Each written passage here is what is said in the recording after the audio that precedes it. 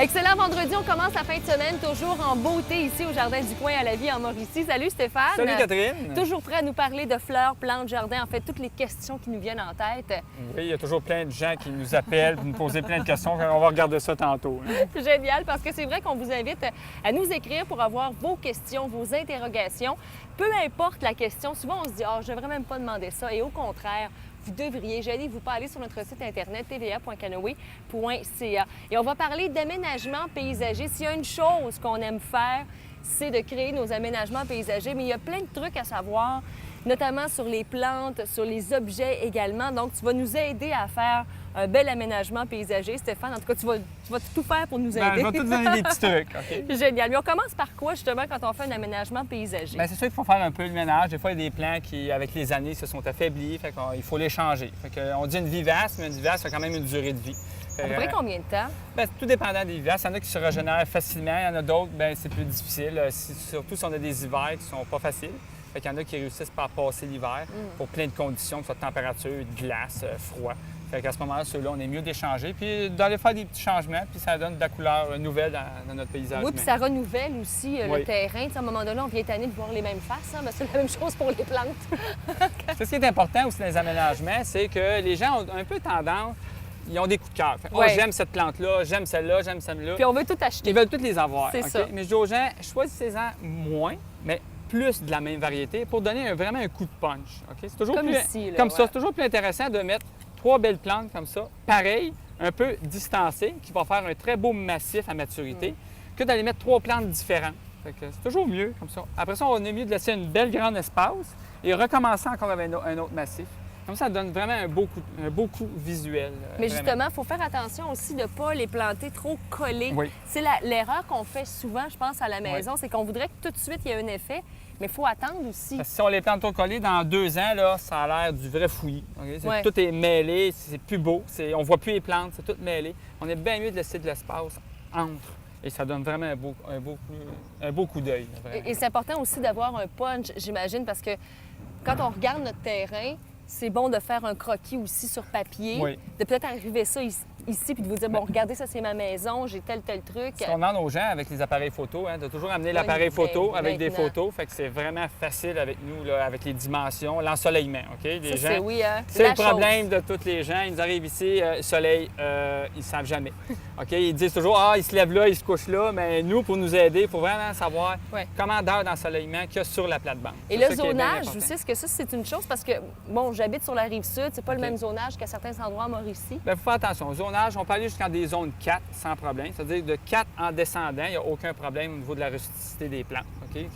Mais si on va zone 5, il faut faire attention. Okay? C'est sûr si on a une cour intérieure, vraiment à l'abri du vent, du froid. C'est sûr qu'on ne met pas une zone 5 sur le bord du fleuve. Okay? C'est vraiment trop froid l'hiver, c'est difficile. Mais il y a certains plants de 5 qu'on peut vous conseiller. Zone 5, il n'y a pas de problème. Mais sinon, c'est sûr qu'on est mieux de ne pas toucher à ça. Si on n'a pas trop le pouce vert, si on a de la misère d'avance avec les plantes, on ne joue pas avec du zonage 5. On y va à 4 en descendant, il n'y a pas de problème. Et je vois qu'il y a quelques suggestions également de plantes populaires et que toi, que tu aimes particulièrement. C'est bien, on a les fameux Weigela. Okay? C'est un Weigela, c'est un arbuste qui va fleurir vraiment une bonne partie de l'été, qui va donner un gros punch de couleur là, dans ces moments ici. Là. Ici, on a un Weigela Carnaval, qui a vraiment 3 teintes de couleurs là, qui est vraiment beau. Ici, on a le Red Prince. C'est un feuillage vert avec des fleurs rouges. C'est vraiment magnifique. C'est un des Weigela qui fleurit sporadiquement là, durant toute la saison. Là. Mais c'est ça qu'on veut aussi, parce que j'aime beaucoup les lilas, j'aime beaucoup aussi le muguet. Mais c'est très court. La tulipe, mais ça sort au printemps, puis après ça, tu n'en vois plus à couleur. Donc, c'est très court. Ensuite, on a le French Lace, que lui, son feuillage est panaché. Fait qu'il est vert et jaune avec une belle floraison qui tire sur le rose. Panaché, je trouve que ça va bien avec l'été, ça. Hein? On pourra prendre notre petit panaché de bière avec cette fleur, cette plante. Puis, il ne faut pas oublier aussi dans nos aménagements paysagers, c'est important d'aller chercher un plan vedette. Une vedette qui va attirer l'œil. Plus que les autres. Plus que toutes les autres. Vraiment de quoi qui est un peu plus gros, un peu plus différent. Par la couleur, par la texture? La couleur, la forme, la grosseur, c'est vraiment de quoi qui se démarque. Si on regarde ici, un Chamaecyparis, qu'on l'appelle l'arbre à sorcière. Je pensais que c'était un saule pleureur. C'est un Isabelle Boulay, non? C'est un conifère. Puis c'est un Chamaecyparis, on l'appelle un faux cyprès ou l'arbre à sorcière. C'est vraiment magnifique. Hey, c'est beau! C'est facile à entretenir, ça aussi? Ça Oui, ressemble un c'est peu quand à un même bien. cèdre aussi, C'est ouais. comme un cèdre, puis c'est vraiment majestueux dans une plate-bande. Ça vient énorme quand même, là. Fait que c'est vraiment bien. Puis on a ici un fameux robinier tortueux. Pas un robineux, Puis évidemment. nous aussi au jardin, on les appelle nos robineux. Fait que, Oui, parce qu'il croche un petit peu. à maturité, c'est vraiment beau. Mais regardez comment ça tourne. C'est sûr, quand on le plante, on le met avec un tuteur pour vraiment le mettre Oui, bien un droit. Puis c'est vraiment une belle plante vedette qu'on peut mettre dans un aménagement, là. C'est vraiment démarquant. Puis on rappelle aussi comment on plante ce type d'arbre à ce temps-ci de l'année. Je viens ici, je l'achète. Oui, avec toujours nos bons terreaux pour le faire, nos composts, tuteurs, très, très important. Puis à Puis ce on a une moment-ci de chenille l'année, même. même si il fait vraiment chaud, tout ce qu'on peut planter en pot, ça ne dérange pas. Fait que si on fait un bon arrosage, il n'y a aucun problème. C'est seulement que si on déplace des plantes dans nos plates-bandes, on est mieux de pas faire ça à ce moment-ci de l'année parce qu'il fait trop chaud. Donc, il aurait fallu le faire un petit peu Au avant. printemps et à l'automne. C'est la saison parfaite pour ça, pour pas vraiment briser le plan.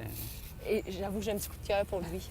je l'aime beaucoup. Puis là, ça va haut jusqu'à... Est-ce que ça Ça peut continue en à faire au grandir? moins une quinzaine de pieds faciles. Ça, hey, c'est vraiment magnifique. Belle découverte. Hey, Stéphane, reste avec nous parce qu'on continue à parler d'aménagement paysager et on ne peut pas parler d'aménagement sans parler de paillis. Et on a tellement une variété ici, c'est assez exceptionnel. Donc, on vous en parle au retour de la pause de la vie en Mauricie, au Jardin du Coin. Restez là.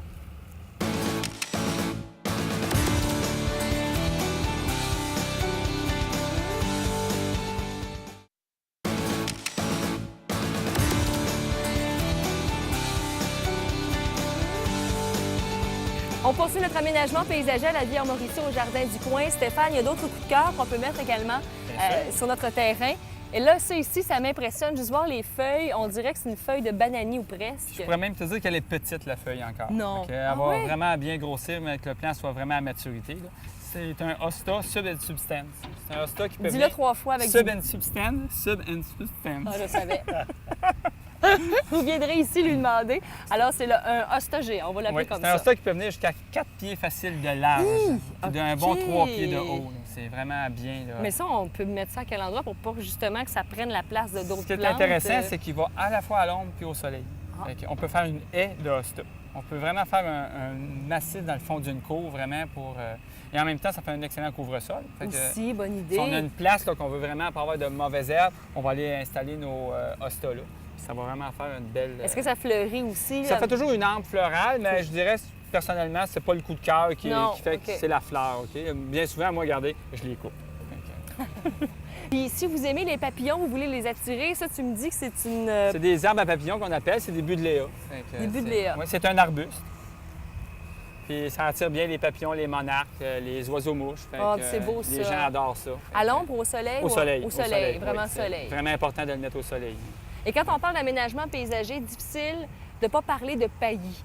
Vous l'avez certainement remarqué, il y a plein de paillis dans les centres jardins. Ici, au Jardin du Coin, vous en avez énormément Oui. aussi. On en a une variété.